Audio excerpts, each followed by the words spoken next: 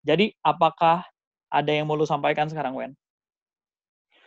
Ya, yang jelas dengan adanya video ini gue Gibah Magic. Yo guys, balik lagi di Gibah Magic. Sama gue Darius Drew, The Game Master. Kalau kalian atau teman-teman sudah nonton episode yang kemarin, itu ada satu nama magician yang disebutkan oleh Pak Demian Aditya. Nah, kali ini, di Gibah Magic kali ini, kita langsung kedatangan magician tersebut. Mungkin dia ada satu kata atau dua patah kata yang mau dia sampaikan. Langsung saja kita sambut ini dia, Marcel Wen. Halo, Darius Drew, apa kabar? Yo, baik, Wen. Gimana kabar lu? Ya, baik sehat. juga. Aduh, lockdown nih ya, udah lama lockdown. Di rumah terus. Lockdown. Di rumah terus, kita nggak kemana-mana. Anyway, Wen, Nggak thank you udah kemana-mana. nggak kemana-mana. Siap. Wen, thank you udah join di Gibah Magic. Gue senang Siap, sama-sama, thank you. Bisa lu menyempatkan waktu juga untuk ngobrol-ngobrol nih di Gibah Magic kali ini. Siap. Nah, tentunya kan lu juga pasti udah lihat juga kan video kemarin sebenarnya. Gue nonton. Justru gue nonton di statusnya Demian. Oh, oke. Jadi setelah melihat statusnya Demian, akhirnya nonton ya. Oke. Nah, kita mau ngobrolin tentang kejadian itu gitu loh. Kalau kemarin kan mungkin beberapa orang baru mendengar sepenggal, ya kan? Nah, ini langsung nih sama Marcel Wen nih. Kita pengen coba dengar pandangannya Marcel Wen juga gitu ya kan. Tapi sebelum kita bahas, buat yang nonton jangan lupa untuk like dan juga subscribe ya Gibah Magic ini ya. Karena kenapa? Karena nanti kita akan datengin magician-magician lain juga untuk kita tanya-tanyain. Dan mungkin kalau kalian punya pertanyaan buat Marcel Wen, bisa langsung komen nanti di bawah. Oke. Nah, Wen, sebelum kita bahas ke permasalahan yang kemarin, kita pasti pengen kenal juga. Marcel Wen ini sebenarnya siapa sih? Kok bisa sampai namanya disebut? Kan harus tahu dulu dong background-nya siapa dan sebagainya. Iya. Lu mulai belajar sulap tuh sebenarnya dari kapan? Mulai kapan ya? Kalau belajar sulap itu gue dari kelas 6 SD gue udah manggung di acara pentas seni di sekolah gue dulu. Nah, yang ngajarin itu koko gue. Sebenarnya koko gue itu bisa sulap dan dia ngajarin gue waktu gue itu masih kelas 5 SD. Nah, tapi waktu kecil gue tuh acara pentas seni disuruh biasa lah ya, setiap kelas kan mementaskan bakat-bakat dan lain sebagainya. Nah, gue di situ mempertunjukkan sulap. Itu gue main kartu gitu, mainnya masih polos, masih pakai yang 4 as, terus tahu-tahu naik turun asnya itu yang mainan. Ya, tahu kan ya? Tahu. Nah, gue main itu dulu zaman SD. Zaman SD gue udah main itu. Nah, terus tapi koko gue kan ngajarin gue itu cuma beberapa trik ya, karena dia memang bukan magician gitu, karena dia memang suka sulap doang. Temennya kebetulan waktu zaman dia kuliah itu ada temennya yang pesulap juga. Dan lu pasti kenal kok temennya. Oh, siapa? Gue juga kenal temennya. Siapa? Iya, lu kenal banget, apalagi gue juga kenal, lu juga kenal. Lu kenal banget juga. Waduh, siapa kami di sini ini? Bentar. Sama-sama di Bandung. Sama-sama di Bandung. Koko gue kuliahnya di Bandung dan sama-sama melukis juga. Koko gue arsitek. Wah, oke. Kalau sudah melukis di Bandung, ini nggak asing lagi ya. Pasti depannya D juga ini. Iya, depannya D.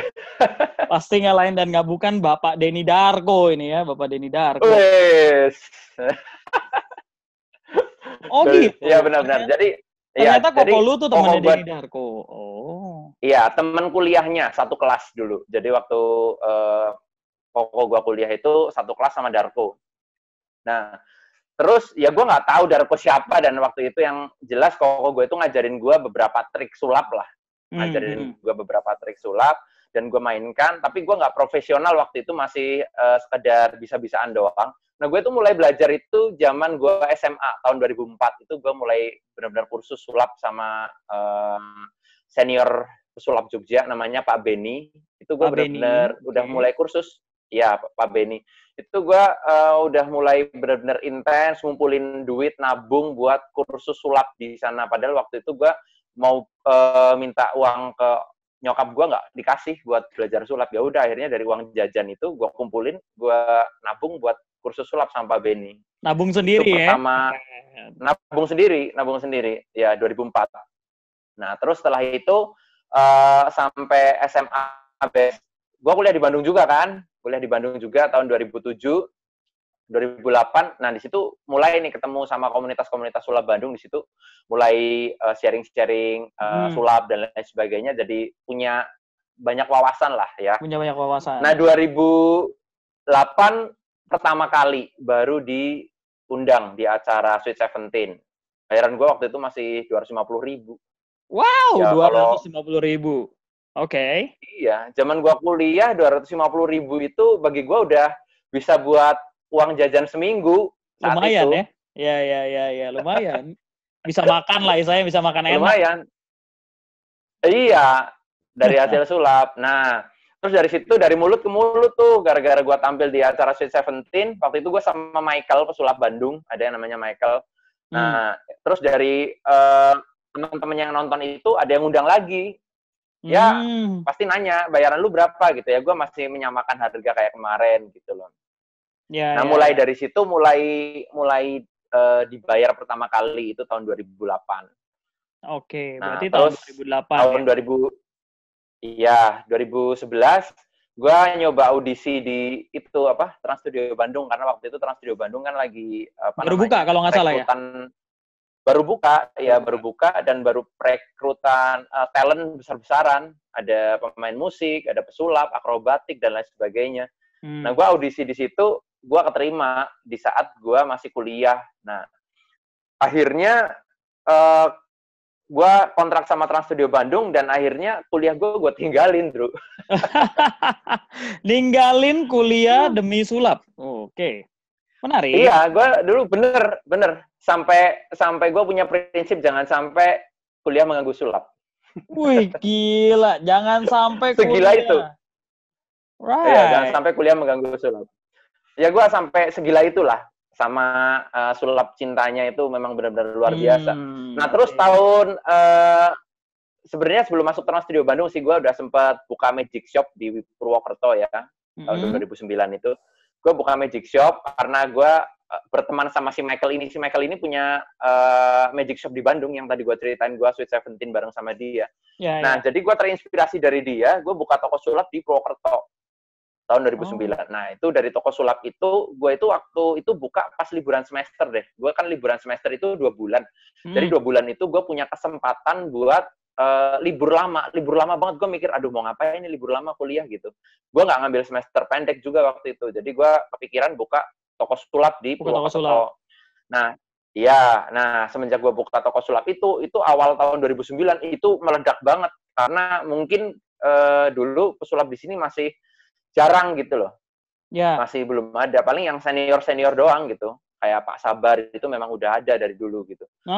Oke. Terus gue buka toko sulap di situ, banyak banget yang peminatnya itu luar biasa. Gue buka 2 bulan di situ, gue bisa nabung, ngumpulin duit sampai sekitar di atas 15 juta lah waktu itu. Waktu itu kan juga pas lagi booming-boomingnya The Master ya. The Master, betul. The Master lagi naik, Iya, The Master lagi naik juga, Magic Shop juga naik semua. Nah, itu alat, duit yang gue kumpulin dari Magic Shop itu, gue buat beli alat ilusi lagi, Bro. Buat beli alat ilusi lagi. Karena gue itu salah satunya juga terinspirasi dari Demian juga, buat main ilusi. Itu terinspirasi dari Pak Demian juga awalnya. Kenapa kok gue milih ilusi gitu loh. Ya, betul. Kan awal-awal belajar, gue belum tahu nih gue mau kemana, mau mental, atau mau ilusi, atau mau main escape, dan lain sebagainya. Kan gue nggak kepikir itu sama sekali. Ya, salah satunya karena gue terinspirasi dari Pak Demian. Selain David Copperfield juga, gue terinspirasi dari Pak Demian juga. Sering nonton acaranya juga dulu, gara-gara Magic. Oke. Jadi sebenarnya akhirnya memilih jalur ilusionis, nggak lain dan nggak bukan juga karena terinspirasi dari Pak Demian Aditya ini ya. Betul. Salah satunya Indonesia terinspirasi dari Pak Demian, karena gue suka nonton acaranya dulu waktu gue zaman masih kuliah. Ya udah terinspirasi, akhirnya gue menentukan sebagai ilusionis gitu. Gue kepengen main yang alat-alat gede gitu loh dulu. Jadi gue nabung, karena gue beberapa kali ngomong sama nyokap gue minta didukung dalam hal persulapan itu nggak pernah dikasih gitu loh. Dalam hal Kenapa? keuangan itu nggak pernah dikasih, karena nyokap gue mikirnya, lu daripada beli alat sulap seharga segitu, mending lu buat beli buku pelajaran deh, buku kuliah, atau buat beli apa kayak gitu. Oh. Pikirannya, iya, Ya, pikirannya orang bokap tua gue lah kayak ya. gitu. Ya. Tapi kuliah sekarang lulus gak nih? Udah beres belum? Atau akhirnya udah bodo amat? Enggak. Gue semester 6 itu semenjak gue lolos audisi di Trans Studio Bandung sebagai ilusionis, gue udah nggak mau ngelanjutin kuliah lagi, Drew. Udah nggak mau lanjutin lagi. Udah nggak mau sama sekali ya? Nggak mau. Di SP sama kampus gue, di SP1 diperingatkan, SP2 diperingatkan. Ya gue bodo amat, udah nggak mau ngelanjutin lagi. Karena gue mikir, udahlah, gue udah jatuh cinta sama sulap. Gue juga lulus juga buat apa juga, gue nggak mau ikut kerja orang gitu kan. Gue mikirnya ya udah, akhirnya gue menetapkan sebagai ilusionis di Trans Studio Bandung itu. Dari hasil nabung gue beli alat-alat ilusi buat audisi gitu loh. I see. Menarik. Nah, tadi kan lu bilang sebenarnya lu udah terlalu cinta sama sulap, ya kan? Lu udah cinta nih sama seni ini. Pertanyaan gue, kenapa kok bisa lu sampai cinta banget sama seni ini? Apa yang bikin lu cinta banget nih sama seni ini? Yang gue buat cinta banget apa ya? Karena zaman dari kecil aja gue udah pede main sulap kan ya, itu yang pertama ya. Terus yang kedua juga waktu gue kecil juga nonton Master Deddy Corbuzier juga di TV yang tiap hari ada acaranya, tiap hari atau tiap minggu gue lupa. Pokoknya Master Corbuzier tuh selalu muncul gitu di TV. Gue selalu nontonin terus gitu loh. Jadi gue mikirnya ini kok unik banget ya. Main sulap orang lain kok bisa terheran-heran banget gitu. Jadi gue makanya jatuh cinta gitu loh. Di saat gue main sulap yang sepele di SD gue itu dulu waktu main 4 tas yang naik turun itu orang kok sampai herannya beda banget sama ngelihat pertunjukan lain gitu loh, kayak sampai terkejut-kejut gitu ya. Kayak ada iya gitu loh. Sampai terkejut-kejut, makanya gue jatuh cinta itu karena itu gitu loh. Oke, berarti kalau awalnya di situ. Awalnya gitu ya. Berarti kalau bisa gue simpulkan, sebenarnya lu makin cinta sama seni ini karena ternyata seni ini bisa mendeliver sebuah momen excitement buat orang yang nonton. Betul ya. Betul. Dan lama-kelamaan juga, gue nggak cuma belajar dari triknya doang, Drew. Gue belajar dari cara ngomong, gue belajar dari cara percaya diri, dari banyak hal lah yang gue pelajari di sulap itu, banyak hal. Termasuk gue sekarang gue punya bisnis yang bukan sulap ya, bisnis gue di kota gue ini, gue bukan sulap, itu bisnis yang gue rintis sekarang itu juga, karena sulap, Drew. Jadi gue pede ngomong sama orang itu juga karena, awalnya itu karena sulap. Gue dulunya kan pemalu juga. Mau ngomong di depan kelas aja agak malu-malu gitu. Cuma semenjak mengenal sulap itu, gue kuliah, gue cerita satu hal. Gue waktu kuliah itu, Drew, gue pernah, waktu itu pelajaran marketing, karena gue ambil manajemen dulu. Nah, terus itu ada dosen gue itu nyuruh masing-masing orang itu untuk presentasi produk, intinya gitulah, untuk presentasi. Gue juga presentasi produk yang gue buat apa. Nah, gue itu mempresentasikan dengan sulap saat itu. Oke. Nah, di saat gue presentasi sulap dengan menggunakan sulap, ya. Nah, terus dosennya itu terkagum-kagum sampai banget. Akhirnya gue dikasih nilai A tanpa gue ujian. Gokil. Pernah gitu. Gokil. Iya. Sampai gue waktu itu dapat karena sulapnya tahun 2009. Waktu gue masih semester 5, ya, semester 5. Jadi gue dikasih hadiah karena gue presentasi terbaik, padahal gue jujur IPK gue itu 1,9, Bro. IPK gue 1,9. Oke. IPK-nya 1,9. Dan semenjak gue main sulap di pelajaran marketing itu, dosen gue itu ngasih gue nilai A, terus IPK gue jadi naik 2,6. Oke. Gara-gara sulap, IPK-nya bisa naik 1 lebih. Itu jadi dari 1, sekian jadi 2. 1,9 jadi 2,5. 2,6. Lumayan. Iya. Dan itu ujian, waktu gue ujian UAS, ujian akhir semester, itu kertasnya gue kosongin. Gue nggak ngisi apa-apa. Gue dikasih nilai A. Gokil. Bayangin teman-teman, kalau lu dapet IPK 3,6 dan lu bisa sulap, cum laude Anda 4 langsung. Jangan sampai, karena gue waktu kuliah memang gue di kos-kosan isinya alat sulap semua, gue sumpah jujur. Gue pernah sampai mau diusir sama tante kos gue yang punya kos itu pernah mau diusir karena di kos-kosan gue itu isinya graffiti box, burung gue waktu itu ada 5 biji, terus ada parasol itu, terus ada alat-alat ilusi kecil yang masih yang waktu itu gue belilah, pokoknya gue taruh di depan kamar itu kan berantakan banget, pernah mau diusir gue. Ya ampun. Sama yang punya kos. Lu menjajah kosnya sih pakai alat-alat lu. Oke. Iya. Mungkin iya. Gimana? Mungkin teman-teman apa tadi? Mungkin teman-teman kampus gue yang sulap bareng gue jadi saksi gue deh. Yang pernah ke kos-kosan gue itu depannya itu sulap semua. Ya, benar luar biasa memang ya Marcel Wen. Itu pasti Bandung ya berarti ya? Pasti Bandung, benar. Pasti Bandung. Oke. Nah, Wen, kan lu udah nonton juga kan episode kemarin kan sebenarnya, Wen? Lu udah nonton. Lu udah lihat. Nah, mungkin buat teman-teman kalau yang nggak tahu sebenarnya apa yang terjadi di episode kemarin, nah di atas ada card. Nah, silakan diklik cardnya, nanti itu nyambung ke episode yang kemarin. Episode kemarin ada sedikit pembahasan nama lu oleh Pak Demian Aditya. Nah, boleh sharing nggak sebenarnya, Wen? Gimana sih kronologi kejadiannya? Oke. Jadi ceritanya gini, Drew. Awalnya itu kan saya itu ngelihat Pak Demian itu main roulette handphone kan ya. Main roulette handphone. Nah, kebetulan saya sama Pak Demian itu diundang di stasiun TV di acara yang sama dan bintang tamunya itu ada gue dan Pak Demian. Awalnya gitu. Nah, Pak Demian itu main pun roulette, Drew. Oke. Main pun roulette. Nah, setelah itu gue kan ada off air waktu itu kan. Ada off air, gue itu udah beberapa kali, maksudnya yang ngundang gue itu di off air itu udah beberapa kali ngundang gue gitu, Drew. Jadi gue itu kepengen main permainan yang beda. Nah, gue terinspirasi dari permainannya Pak Demian itu. Oke. Nah, saat itu juga gue minta izin sama Pak Demian tanggal 17 Februari. Tadi gue lihat settingannya lagi tanggal 17 Februari. Masih gue simpen. Oke. Gue ngomong gini, halo Pak Demian, saya ada off air, boleh nggak kalau saya main pun roulette-nya Pak Demian di acara off air saya gitu. Cuma metodenya saya rubah, saya nggak meniru persis, cuma metodenya ada yang saya rubah. Cuma tetap pakai akuarium yang handphonenya dicemplungin ke air gitu.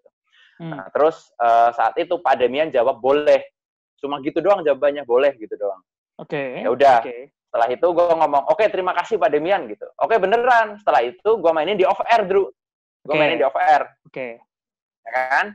Gue mainin di off air, berjalan dengan lancar, penonton terhibur, selesai. Nah, kemudian beberapa bulan setelah gue main off air, kalau nggak salah 1 bulanan lah, 1 bulan atau 1 bulan lebih, gue lupa. Gue diundang lagi di acara TV. Diundang di acara stasiun TV. Kali ini on air berarti ya? Nah, ini on air nih. On air. Nah, di acara on air itu gue diundang, di mana stasiun TV itu di acara tersebut udah beberapa kali ngundang gue. Udah beberapa kali ngundang gue nih. Jadi, nah, di saat ngundang gue itu, satu acara itu 1 jam, gue itu mainnya 2 kali, Drew. Main segmen 2 dan segmen 5. Oke, gitu 2 kali main ya? Iya, nah itu gue udah beberapa kali yang diundang. Jadi kan gue ngerasa permainan gue yang buat interaktif itu habis, karena konsepnya memang harus interaktif sama hostnya gitu loh. I see. Ya kan? Nah, gue kepikir, gue kemarin udah izin sama Pak Demian, makanya gue mainin lagi. Gue mainin lagi di acara on air. Dan gue udah ngerasa diperbolehkan, ya kan? Nah, gue main lagi di acara on air tersebut. Nah, di acara on air tersebut setelah selesai acara nih ya, gue sadar, gue waktu itu izin sama Pak Demian itu buat acara off air. Gue scroll lagi chattingan gue sama Pak Demian, gue beneran izinnya itu buat off air. Aduh, mati gue nih. Aduh, gue udah mainin lagi gimana. Karena gue saking paniknya, gue tuh saat itu panik, Drew. Karena gue jujur, gue kalau misal mau main permainan orang, gue pasti selalu ngomong sama orangnya gitu. Gue tuh panik banget gitu. Dan saat itu juga gue langsung ngomong ke Pak Demian. Oke. Lu ngomong sama Pak Demian waktu itu. Iya, saya tadi main pun roulette-nya Pak Demian di acara on air. Tapi konsepnya bener-bener saya rubah, nggak persis sama seperti yang Pak Demian main. Ngomong kayak gitu. Cuma Pak Demian nggak balas saat itu, nggak balas. Ya mungkin lagi sibuk atau lagi ada acara juga, gue nggak ngerti kan. Berarti, beberapa saat kemudian, gue potong dikit ya. Berarti lu ngasih tahu ke dia kan? Lu sebenarnya ngasih tahu, bukan ngasih tahu lagi. Iya, yang setelah on air itu gue ngasih tahu. Oke, lanjut.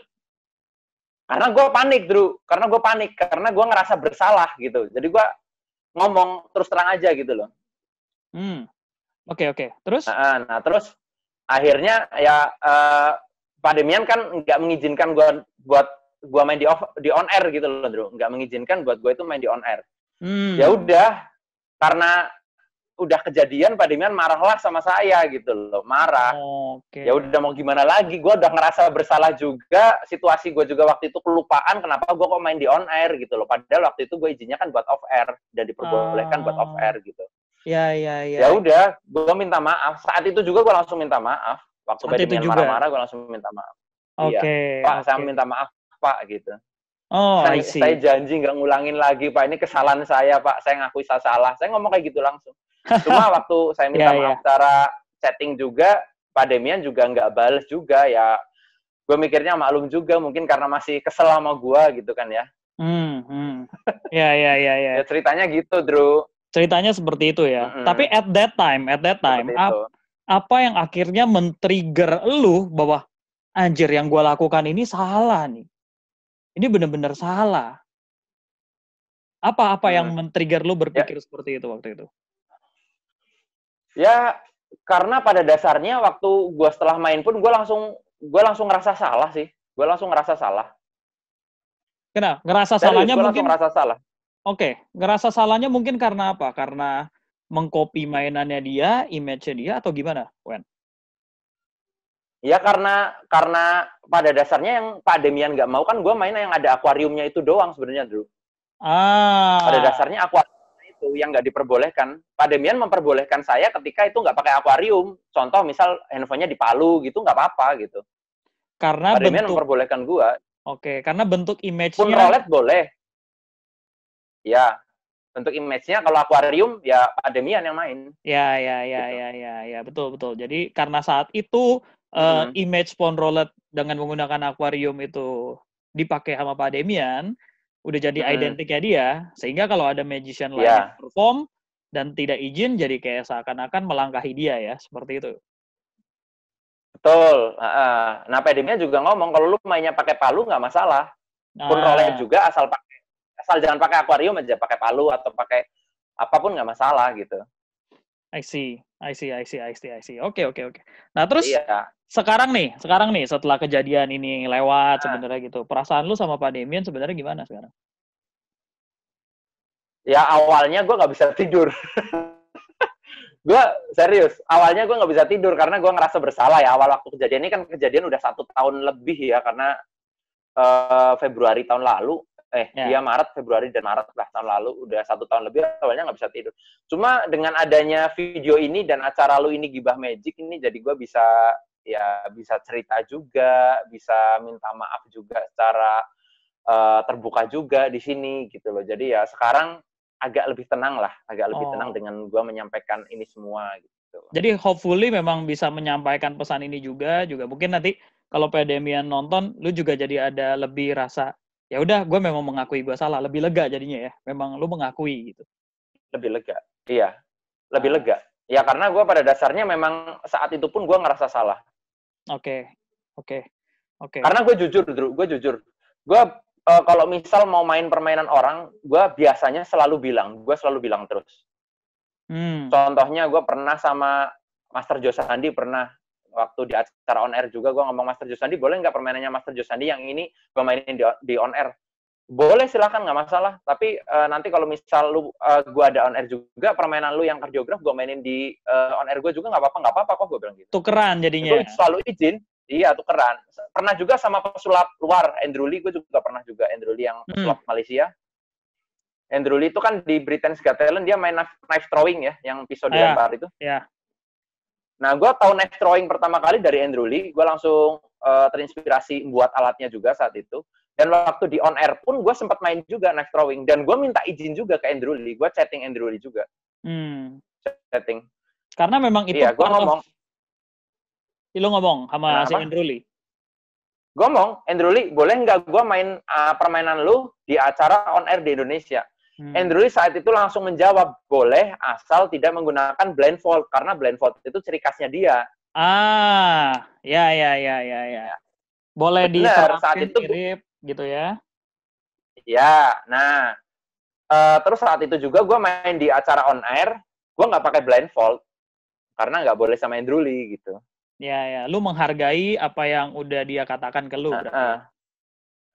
Menghargai, karena videonya pun ada. Gue di on air, gue nggak main pakai blindfold, videonya pun ada. Ya. Karena memang minta izin itu jadi part of the attitude kita ya, sebagai sesama pelaku seni ini ya. Betul, Drew. Oke.